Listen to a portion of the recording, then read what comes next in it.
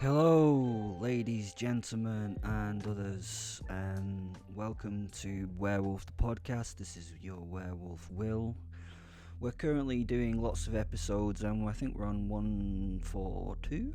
Yes, 142, and you will have to go back and listen to some of the episodes if you want to keep up with this werewolf, orgy-tastic, horrific, nightmare, gory, horror comedy soap opera that I've been told I've got. Yeah, really great. Anyway, in the description there are loads of links to loads of things. Go check them out because that really helps out the podcast. If you wouldn't mind, if you could go to Spotify or the platform of your choice and review us and tell them what you think about us, that would be great. And it only takes a couple of seconds to press that thingy and do the what's it.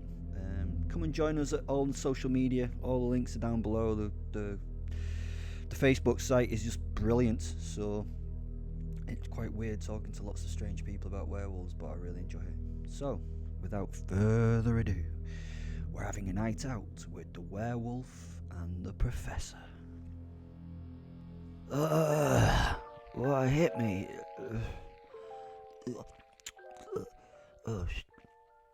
Something's died in my mouth. What happened? Who ran me over? Am I dead again? Am I back in hell? 'Cause this is shit. Hangovers. I don't do hangovers. I don't do memory losses of nights. Yeah, so, okay, it's time to sober up. I was in a bed. I didn't open my eyes, but yeah, definitely a bed. Face down. The pillow was a bit damp from the saliva that had run from my mouth as I slept in a sort of alcoholic haze, I suppose. I was nicely snuggled in between two warm bodies. It was cozy, and they smell good. The smell of post-sex was in the air. Fen was close, and that comforted me. My mouth was dry from a night of drooling. The headache was already clearing as my body quickly processed the remaining poisons from my system. I lifted my head, reached up and scruffed my hair with my hands, moving them to my eyes as I rubbed the crust of last night's sleep from them. My hard drive of my mind was slowly restarting. Everything seemed to be, let's say, satisfactory. Rolling over carefully between the two protesting sleepers, I faced the ceiling, folding my arms behind my head and stared at the blank cream surface. I was trying to place where I was. I was trying to place when I was, and just what had happened. The waft of a body odoured armpit assailed my nostril for a moment, but I smiled as I looked to either side of me. It seemed that the smell had been a worthy result of some hard work. Again I stared up, a fascinated smile crossing my features. Now, what the fuck had happened? Me and Simon had gone out. Shit, yeah, that was it. Simon and I had gone out and partied, and whoa, what a night it had been. He knew what partying was. We'd wandered out of the mortuary into the arms of several well-armed police and some terrified detectives. He had felt me tense and knew that I was on the edge of wolfing out and killing half of Manchester police population. To stop this from happening, Simon had firmly passed his car key to me while he pushed the button up the key to open the car. He nodded towards it, allowing me to see the flash of the indicators at its opening. This was his way of telling me to go get in it without verbally, telling me to go in and go get in it. He smiled as I understood the command. He then turned to the important, very ranty folk. I got the idea that he would need to sort some shit out before he could continue with this evening's festivities. I wandered over to the car in a sort of newborn daze. Yeah, you need to go back and listen to the episodes. People just ignored me, and I don't like being ignored normally, but in this circumstance it was perfect. The police had been cordoning off the area, and guns and anxiety and fear filled the air as usual. And, to be honest, as usual, this completely fed my ego. I watched as helicopters flew in, army personnel were being brought in. It was really exciting. It made me feel good because the reason for all this was, again, me! The panic that was being created was at the thought that at any point, I would be coming out of that building and they would need to be able to deal with a big fuck-off werewolf. It was just tempting to give them the beast to see what they could do about it. The great wolf soul walking next to me paused and gave me a look that in our world was his expression of I suppose it's the hard no. As I passed two very heavily armed police folk, I sort of giggled. They looked at me in a somewhat concerned manner as I felt shifty and broke eye contact and continued my journey to it was a little shitty white Fiesta. This could be his car, no fucking way. It was the first time really I'd been disappointed with Simon. I opened the door and got into the passenger side of right. This wasn't what it pretended to be. This was a fucking race car. I plopped into an ADVSC bucket seat which was harnessed and checked out the roll bars and the lack of stuff in the car. Lack of stuff in the car meant it was lightweight. The tinted windows had hidden the reality of what was not a car. It's a spaceship. The driver's side had a highly personalised Momo steering wheel and a long gear stick into a sort of short shift box. It was a sign that whoever drove this was, not only an experienced racer, but probably a really good one. No way. This was proper exciting. Simon was a boy racer? Nah, this was no boy racer setup. I mean, this thing looked sort of internally like it could have done real rally stages. Oh, life just got so much fucking more fun. As usual, Fen was moaning though as the back had nothing in it. Why he complains about these things? I don't have any ideas. I mean, he's not even physical as an entity, so it's not like he could touch anything to get even comfortable, was it?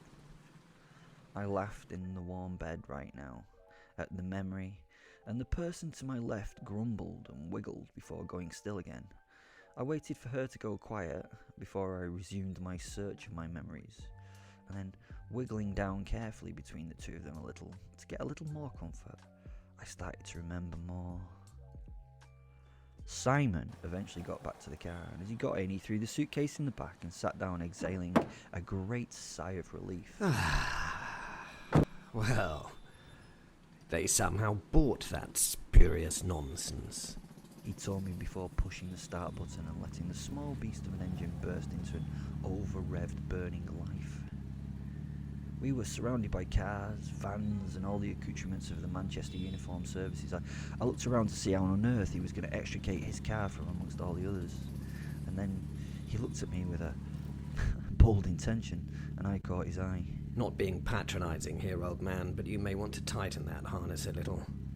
This is going to be rather invigorating.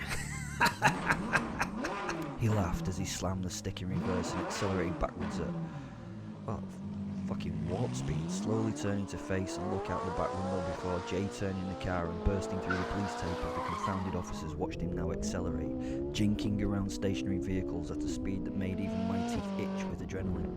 I was tense and held my breath. I held the seat even tighter as the digital dial touched 93 miles per hour on the central city street. Sorry about the rush, Will, but I need a drink. I think he was apologising for the manner of our quick escape. He didn't need to apologise for anything. This was fucking awesome. Back in the bedroom. God, I needed a drink. I slowly sat up, trying not to cause any disruption to the sleepers. It's not that I didn't want to bother them, it's just couldn't be asked by waking them up. Oh, there was another one on the left. 3. No wonder I was a little tired this morning. Looking around the room, I thought, hotel? Yeah, definitely hotel, high-endish. On the side table were the remnants of the night before, wrappers, lube, and drugs of many forms, jewellery.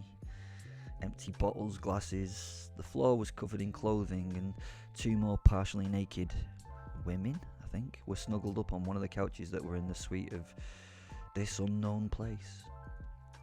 I looked for something to drink, but the glasses and mess had, well, nothing. The champagne bottle by the bed was disappointingly empty on shaking it. There was nothing right now I would entertain by, putting it in my mouth. I carefully shimmied my butt down the groove between the two sleepers and stepped off the bottom of the enormous bed. I turned and considered the now uncovered night's companions. Beautiful. Most people have, sort of a after-party regret, the horror of the mess, the anxiety of the awkward conversations in the morning where you discuss the mundanity of things like breakfast after doing the audacious and the downright degrading hours earlier with someone who was called... what's your name again? I smiled. This morning was going to be entertaining too. The girl on the left reached for the cover I'd removed from her and I replaced it, and she snuggled into it in relief, and I laughed.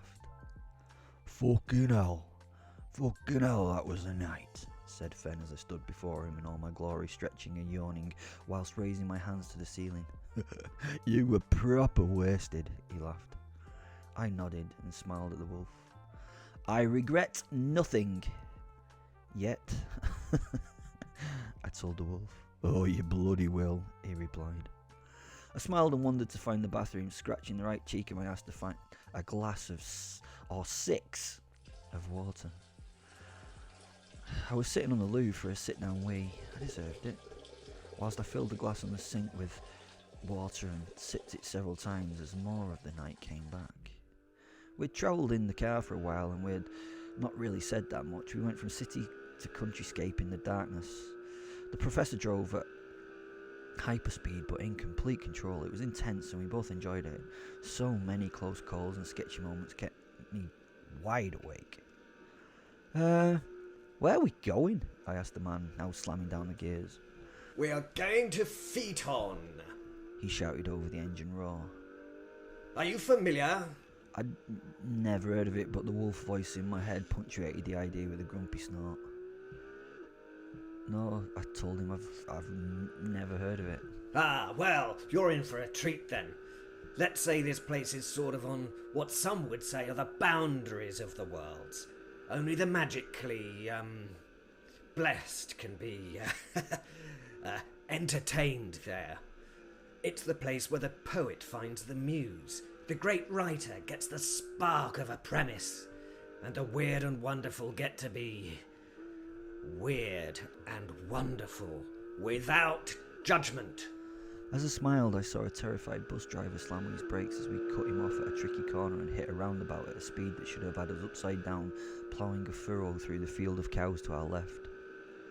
Coming off the same roundabout, a Range Rover jinked, slamming on its brakes so hard that the hazard lights came on as we floated past millimetres away from it, grazing its bodywork.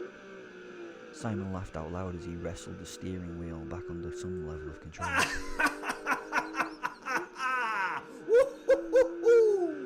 That was a close thing. What? He said through his slightly bared teeth. After another 10 minutes of madness, the light of dawn was raising its head above the hills in the distance, and we flew directly towards it on the horizon. The pink light brightened the day and it made it difficult to see. Simon brought a pair of mirrored aviators, of course, out of somewhere and placed them on. Just a couple of minutes, Will, he reassured me. As we roared down a long straight road, a large stone arch in an apparent Gothic style appeared in the distance. The sun shone through it like a beacon, and he accelerated to what I can only say was insane fast on such a single track road. If anything had been coming the other way, God help him. Hold on, he said. This can often be a little bit bumpy, he continued, before bursting through the arch into a dark courtyard where he slammed on the brakes and the car slew sideways over a gravel surface before stopping in a momentary wave of spat stone before killing the engine and letting the vehicle recover its poise on its modded suspension. It was now tranquil as the engine cooled, ticking like a metal beast, as it does as it shrinks back after becoming superheated. The man undid his harness and turned to me. He was waving an arm towards the view from the windscreen.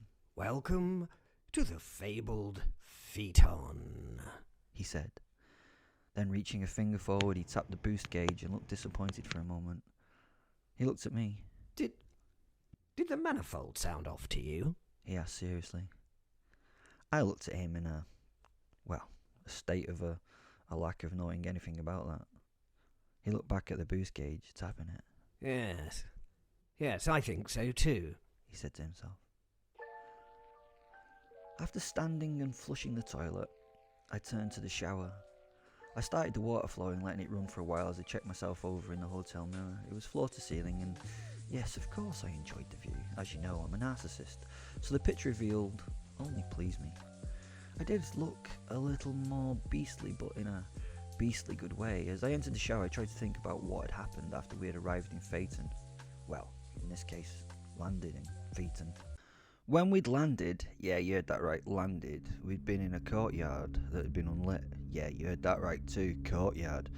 And there'd been no signs of anyone or anything else. The professor smiled as he got ready to climb out of the car, and he checked himself in the rearview mirror and asked if I was ready. I opened my door in response. The courtyard was not empty, it was full of people? I didn't get out of the car. I sat right back down and closed the door to look out the car window again. The courtyard through the passenger window was now dark and empty. I cracked the door open once more and peeked through the crack. I heard the music and the laughter and saw the light and saw the denizens of the place wandering around. Simon had now finished his self-perusal and again smiled at my confusion. If it's of any comfort, old chap, I have no idea why that happens either. What I will say is this place is not right. If you try to understand it, you'll probably go loopy. I'd suggest that if you can, you just suspend your ideas of what reality pertains to be and just go with it. I can promise that if you do, you'll have an experience that will be, at worst, unequivocal to any other. Now I need a drink. They have some of the finest vintages of red in the cellar here, and Bosworth knows his malts. He looked at his watch. Oh, and karaoke begins in 10 minutes. That's a stroke of luck. Back to the shower, which was now rushing over my body, and washed the impurities of the night away. We must have been in a very posh place, as the provided toiletries were bottled in a very high quality, although I must admit that the running theme of peach scent was not a particular favourite of mine. It was fresh, and I'm sure I'd feel better for it. Oh yeah, where was I? Oh, in a courtyard karaoke? As I stepped from the car, I felt the warmth of the summer night and the smells of cherry and apple blossom in the air. We were in the courtyard of a vast castle. I mean, like, huge. This was like Hogwarts on steroids. The professor was outside the car now and waiting for me to join him. The population of the courtyard was, well, all shapes and sizes and constructions. I would go into detail, but God, let your mind do some of the filling in. Think traditional fairy folk of lore from all around the world and transport them to the courtyard of Hogwarts. That's why we have films, isn't it? And that's basically what we saw. There were, let's give you an example. 3 minotaurs in what looked like BDSM gear drinking from massive ale horns. I think they were doing something that is named as quaffing in the fantasy books. I think quaffing is simple. They seem to pour as much of the contents of the container down their respective chins as they pour in their mouth.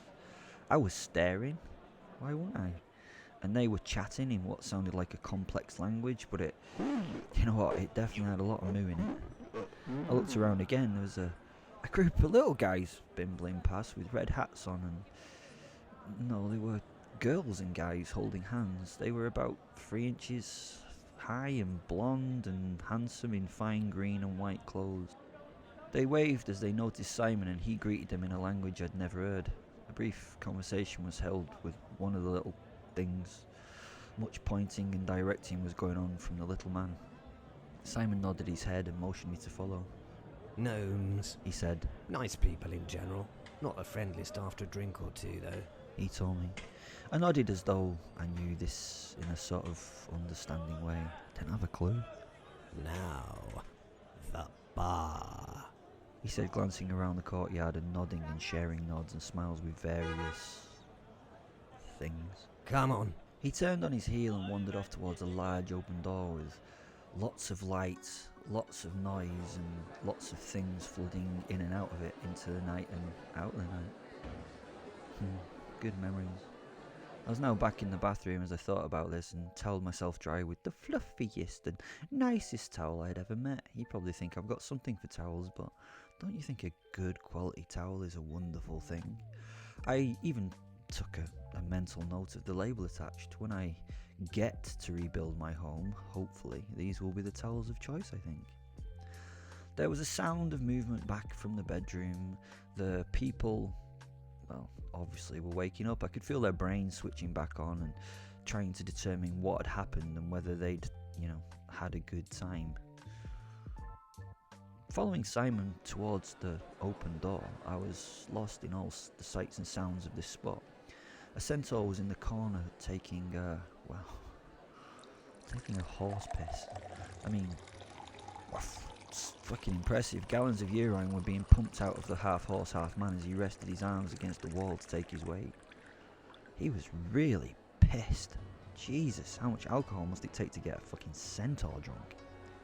Having taken my focus elsewhere as I walked, I did not notice the individual I bumped into until it was too late.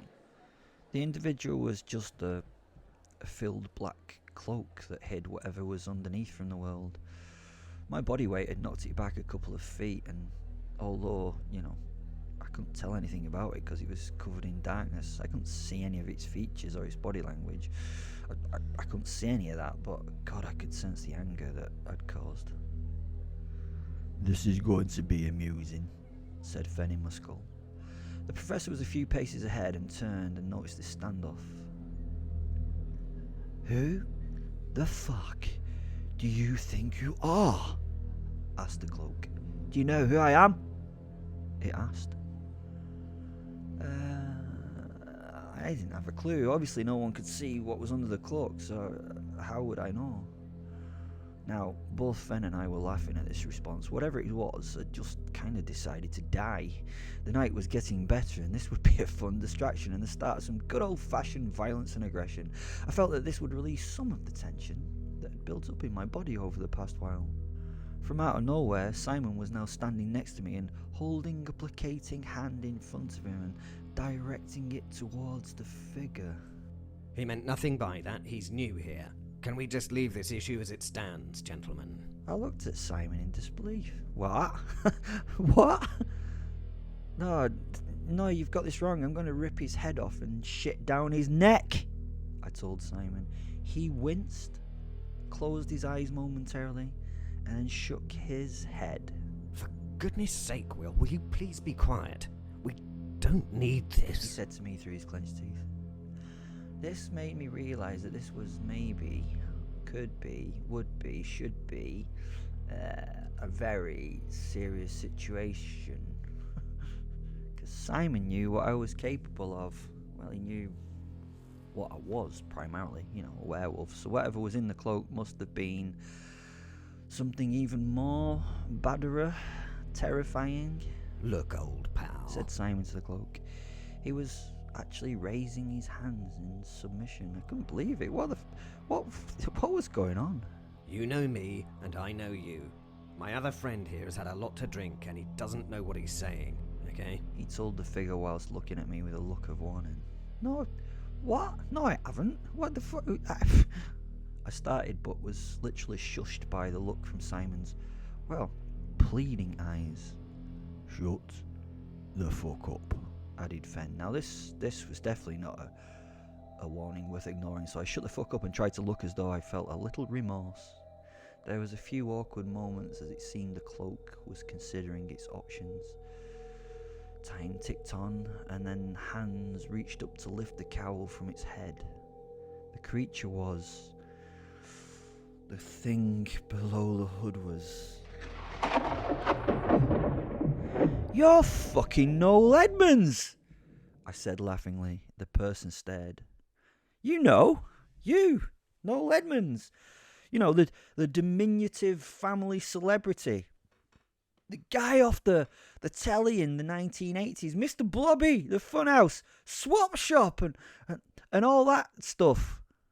Simon was now holding his head literally in his hands. I had obviously fucked up. Have you got a problem with that? Noel Edmonds asked me. No, no, man, you were... I used to love you. You were brilliant. Honestly, I did. I loved you. You flew helicopters and all that, and you made dreams come true. Fucking Swap Shop was brilliant, and you're a veritable hero of my youth, and you're one of those veritable heroes that hasn't turned out to be a pedo yet. I genuinely told him.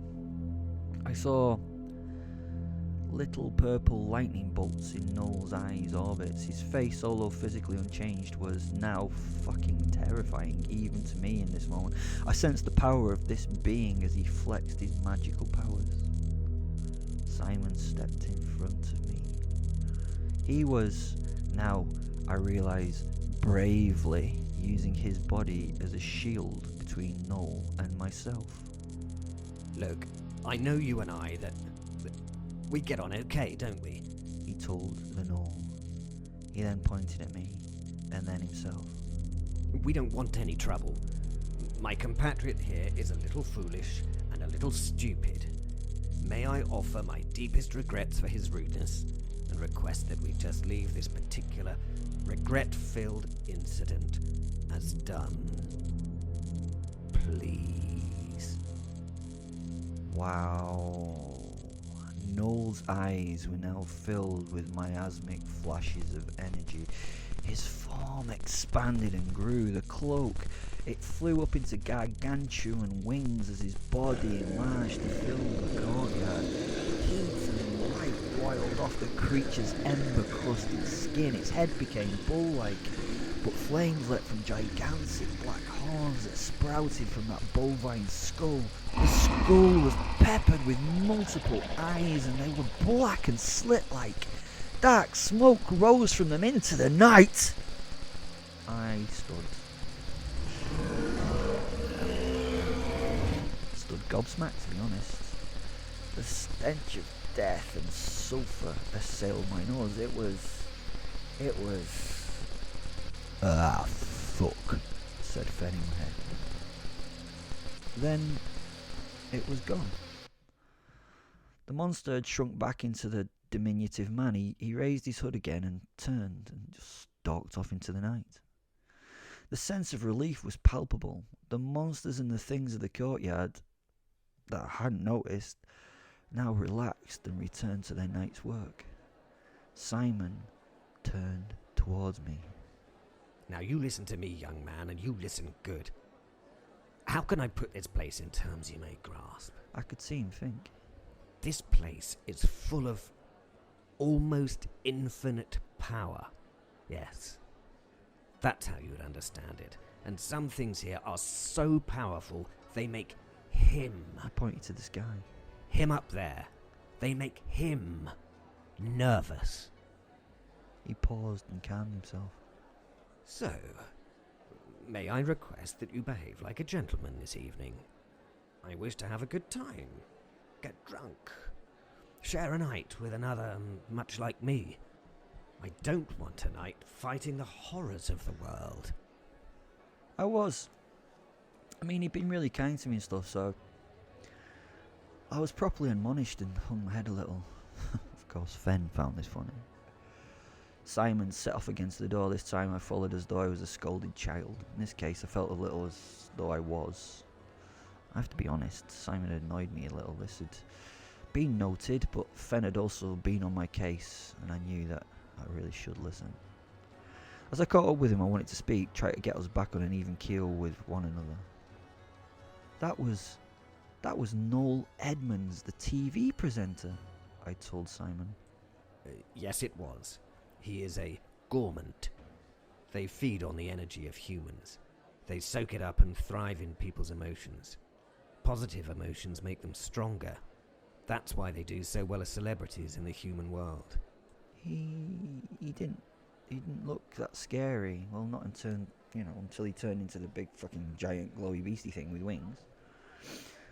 Simon nodded, shook his head, and now at the door turned to me with a face of resignation. Thing is, Will, you may have been killed and come back, but the thing you faced tonight could have killed you with a thought. He paused again, trying to think of an explanation. No, not killed, it's worse than that. He would destroy you. Destroy you totally.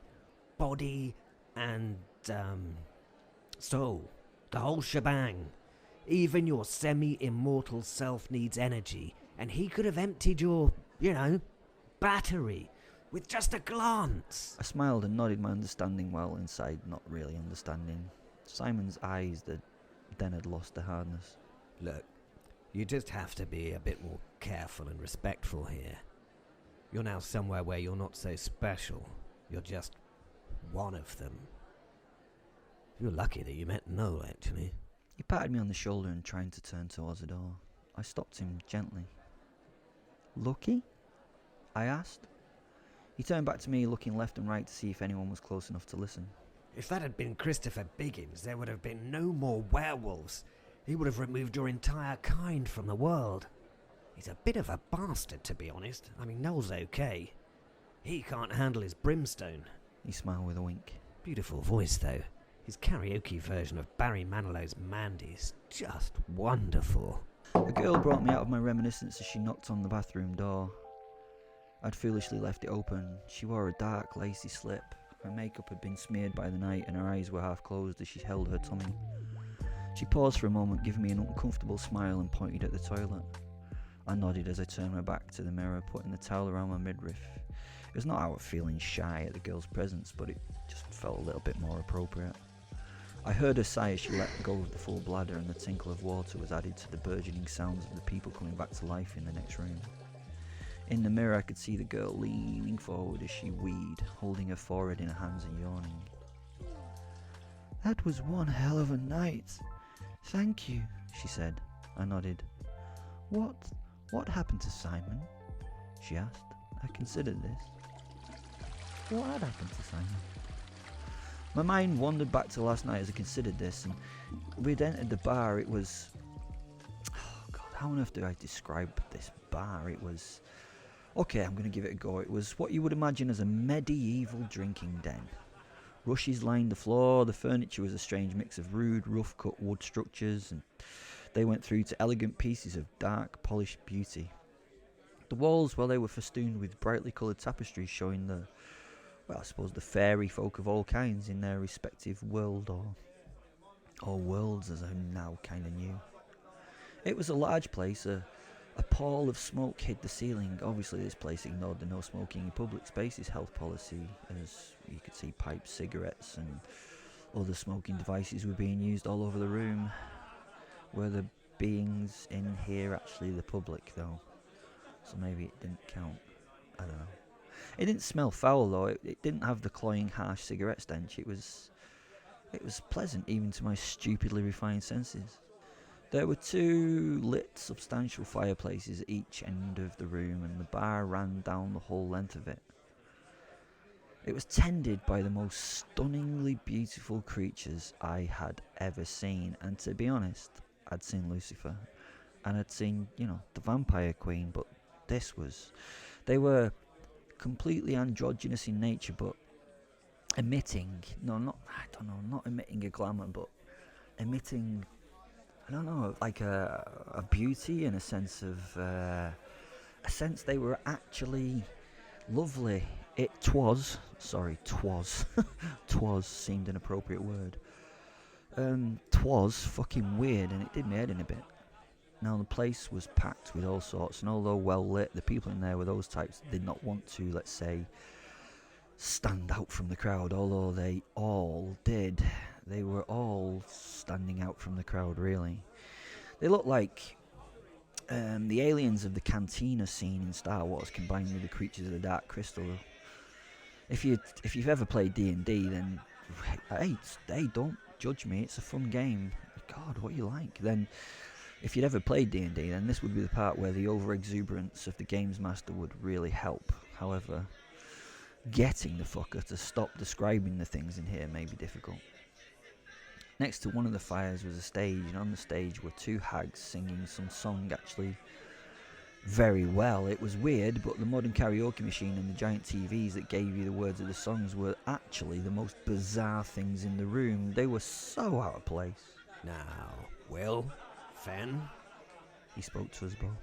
it's time to have one hell of a night. We squeezed our way to the bar, and one of the beautiful people floated over and greeted Simon with a small kiss on the lips and a wink. Ah, Fliss, yes. This is my friend Will. The girl looked at me. Her blink was 2 winks. Her left eye followed quickly by the right. It was enthralling. She then looked at the wolf soul and nodded again. Have you got anything special in the way of whiskey? He asked. She nodded and raised a hand to the sky. A bottle flew from the top shelf to her raised hand. 2 cold tumbler glasses appeared on the bar with a flash, and she placed a small porcelain jug next to them of what I assumed was water? I don't know.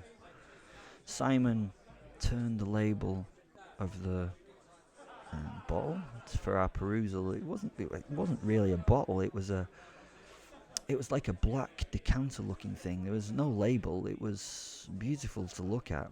The excitement was evident on Simon's face. He was slightly enthralled, and not by the beautiful girl. He momentarily met that girl's eyes, and I could see him just mentally thank her. Ah, the Glenturret, 50-year-old. His face was passive but smiling. Well, old boy, this is a worthy evening for a sip. I've never had this before. He nodded at the girl in agreement at the bottle offered, and she removed the stopper. He stopped her with his hand briefly. Can I afford this? He asked her. She winked, shook her head in a no, and then pointed at herself and poured 2 large shots, leaving the bottle before leaning over the bar to whisper something into Simon's ear. He laughed and went a little red in the cheeks as she brushed his face with a finger before turning away from us and slinking away. We both watched her walk away. It was a shared moment, and it was well worth it. I looked at the glass on the bar. He looked at his with love. We both reached forward and grasped them before chinking them together and taking a grateful sip. God, it was good. The hot liquid cleansed the throat. It was the smoothest spirit I'd ever drunk. It was bliss. For a moment we paused as we considered the liquid in the glasses. In silence we both offered gratitude for the night. Naturally, our eyes met and nods of approval were offered. Right. I've not actually had a night off for some few decades now, so may I request a forestalling of all hostilities for the evening? If they have to resume tomorrow, that's fine, but tonight we make merry and celebrate life. I raised my glass to the toast. Ladies and gentlemen, gnomes and germs, can you make your way to the bar, please, and put your name down for the karaoke? The slots are going fast. Ooh, what's your song? I laughed and took another drink and shook my head. I don't do karaoke, I told him. He simply leaned his back against the bar, sweeping his arms expressively over the crowd. Well, tonight, Will, you most certainly do. Come on!